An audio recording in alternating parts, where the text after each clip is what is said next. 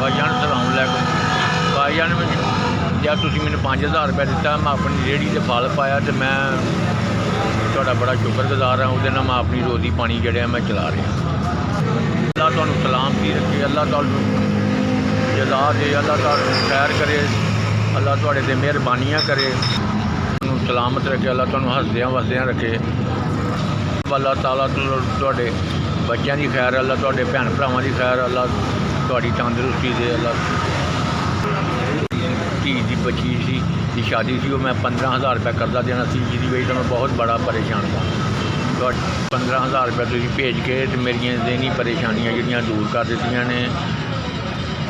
अल्लाह खैर करे जी, तुसीं मेरी बहुत मदद की है। मैं तुहाडा